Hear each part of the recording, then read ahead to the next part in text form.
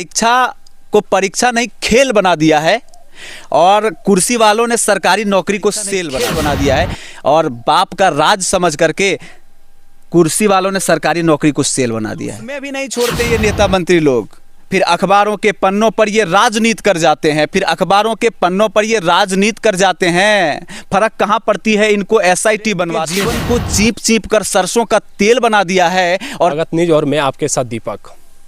इन दिनों झारखंड में paper leak का मामला तूल पकड़ रहा है। कल JPSC का एग्ज़ाम था और विद्यार्थी लोग एग्ज़ाम अंदर में दे रहे थे। उस जैसे ही एग्ज़ाम देख लिखने वैसे ही पेपर लीक का वीडियो सोशल मीडिया पर वायरल हो गया। इसी मुद्दे को लेकर हमारे साथ बातचीत करने के लिए रवि भास्कर जी हैं, जो गिरिडीह ज़िले के रहने वाले हैं और कवि राइटर हैं और लिखते भी हैं और कविता के माध्यम से लोगों को जागरूक विद्यार्थियों को करते हैं। आइए इनसे बात करते हैं और बता दें कि कल ये एग्ज़ाम दे के आए हुए हैं और इनको शायद हमको लगता है एग्ज़ाम ये अंदर में दे रहे होंगे, उसके पहले ही पेपर लीक हो गया है। सबसे पहले तो आपको जोहार। चलिए आपको भी जोहार और आप सभी को भी जोहार, नमस्कार, जय हिंद।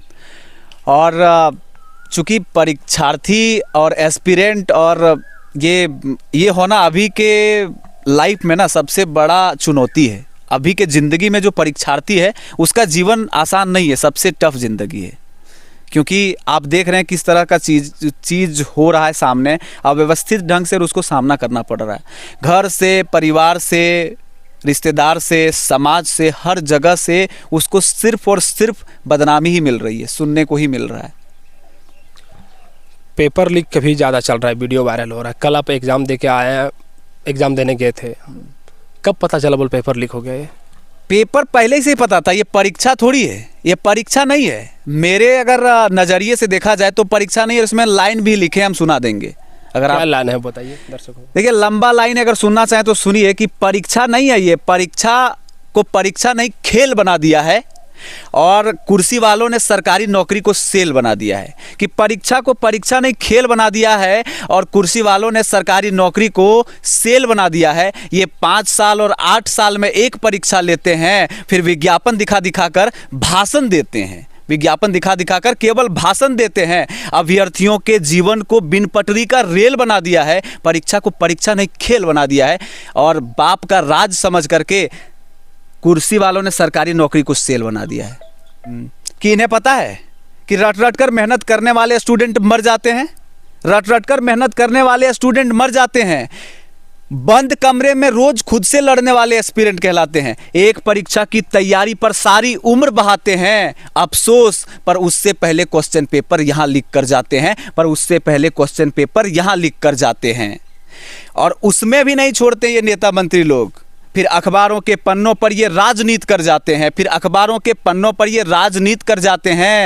फर्क कहाँ पड़ती है इनको? SIT बनवाते हैं, फर्क कहाँ पड़ती है इनको? SIT बनवाते हैं। न्याय का नाटक कर करके केवल समय बिताते हैं, न्याय का नाटक कर करके केवल समय बिताते हैं कि न्याय का नाटक कर करके केवल समय बिताते हैं, न्याय का नाटक कर करके केवल समय बिताते हैं।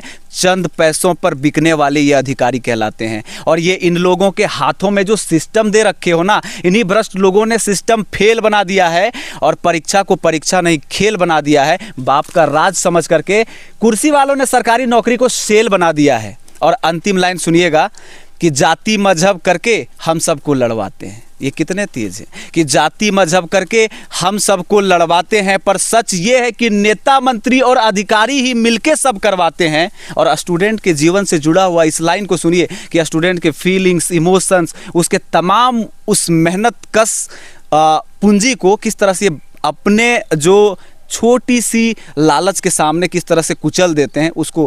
कि स्टूडेंट के जीवन को चीप चीप कर सरसों का तेल बना दिया है और देश के भविष्य को कभी काल कोठरी तो कभी काला पानी का जेल बना दिया है और बाप का राज समझ करके कुर्सी वालों ने सरकारी नौकरी को सेल बना दिया है। परीक्षा को परीक्षा नहीं खेल बना दिया है। देखा जाए, सरकार, हमारे पूर्व मुख्यमंत्री हेमंत सोरेन जी कुछ दिन पहले घोषणा किए हुए थे जो भी पेपर लीक करेंगे उनको जुर्माना शायद 10 लाख ने कितना रखा हुआ था और 3 साल का सजा किया हुआ था। 10 साल का सजा, 10 लाख का जुर्माना 10 था। लाख का जुर्माना ये पूरे भारत के किसी भी राज्य में और लागू नहीं है, पहला राज्य था। ढिंढोरा भी पीटने वाले यहाँ की सरकार पहली सरकार थी जो दावा कर रही थी कि हमने परीक्षा को लेकर के स्टूडेंटों के लिए एक अच्छा जोन क्रिएट किया है, अब परीक्षा के लिए संबंध में चोरी नहीं होगा। लेकिन वहीं 2-3 महीने के अंतराल में ही, 2 महीने के बीच में ही 2 बार बड़ा जो आयोग है उसके गिरफ्त से ये चीज़, मतलब उसके निगरानी में ये चीज़ हो जाता है। झारखंड पहला राज्य बन जाता है जेएसएससी और जेपीएससी में दोनों में पेपर लीक कर जाता है एग्जाम से पहले। विद्यार्थी अब जाए तो जाए कहाँ जाए? समस्या तो यहाँ ही उत्पन्न है, क्योंकि हमारे देखा जाए तो हम लोग सब एक ग्रामीण क्षेत्र के रहने वाले हैं।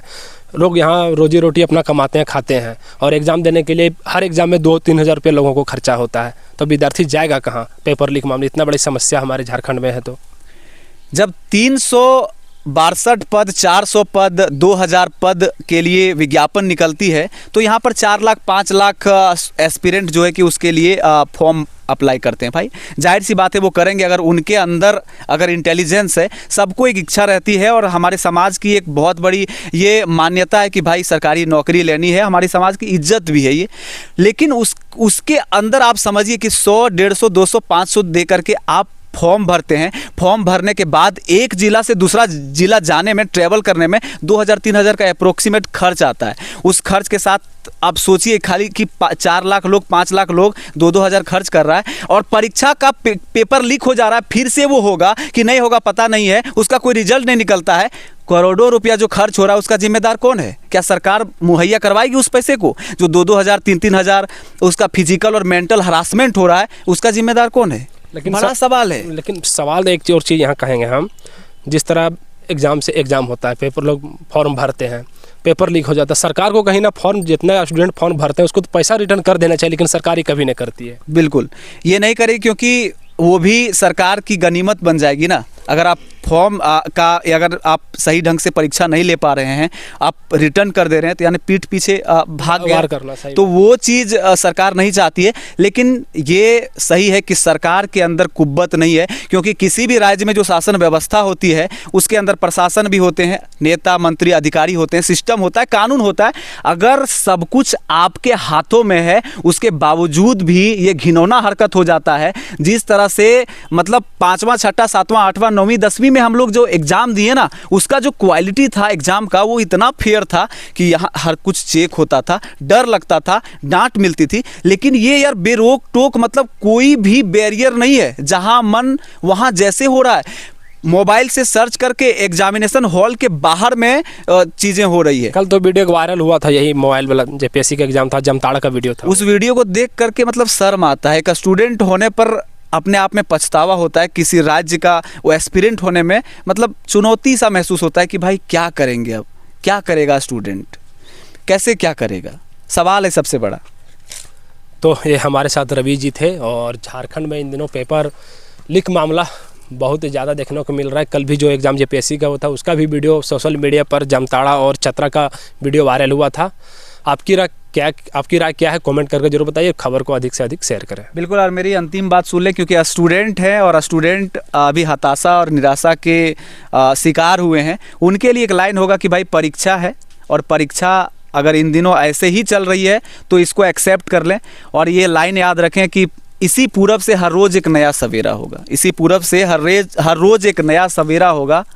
चंद रातों को अंधेरे में काट लो मेरे दोस्त, आज नहीं तो कल तेरा होगा।